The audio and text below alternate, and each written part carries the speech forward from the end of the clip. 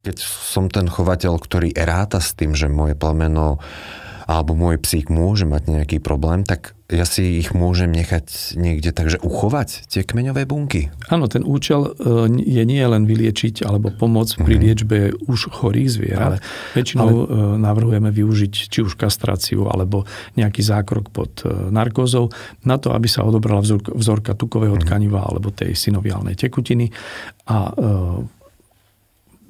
vyizolovali kmeňové bunky. Čiastočne ich vždycky aj namnožíme, aby sme mali dôkaz alebo kontrolu kvality, že teda sú živé a sú schopné sa množiť. A v takomto stave zhruba v tých dvoch skúmavkách okolo 2,5 milióna, to znamená dokopy okolo 5 miliónov.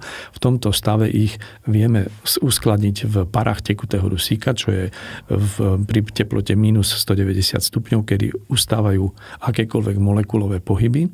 Takže v tomto stave skutočne zostávajú zakonzervované bez straty akýchkoľvek životných funkcií po rozmrazení. Sa vedia úplne plnohodnotne vrátiť k svojmu životu a vieme ich ďalej množiť.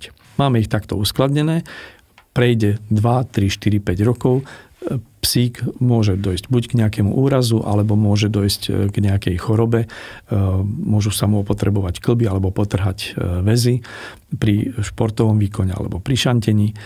V takomto prípade, pokiaľ veterinár povie áno, je toto diagnóza, ktorá je liečiteľná alebo pomôže pri liečbe tejto diagnózy, tak vieme tie bunky rozmraziť na požiadanie veterinára po dohode s majiteľom, rozmraziť, namnožiť na potrebné množstvo. Mali sme prípad 10-ročného nemeckého ovčiarskeho psa. Do kĺbov bolo potrebné dať kmeňové bunky.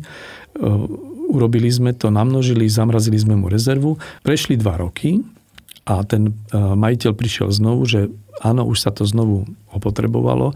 Potreboval by som znovu namnožiť a podať tomuto psíkovi do všetkých 4 kĺbov, tak ako dostal predtým.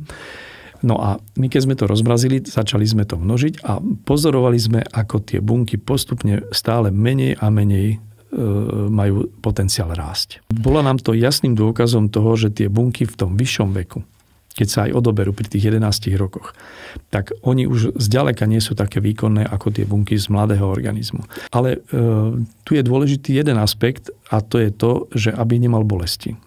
Keď máte domáceho miláčika, s ktorým žijete 10 rokov a viac, tak vám záleží na tom, aby s vami, aj keď dožije, tak aby dožil v kľude, bez bolestí a aby netrpel.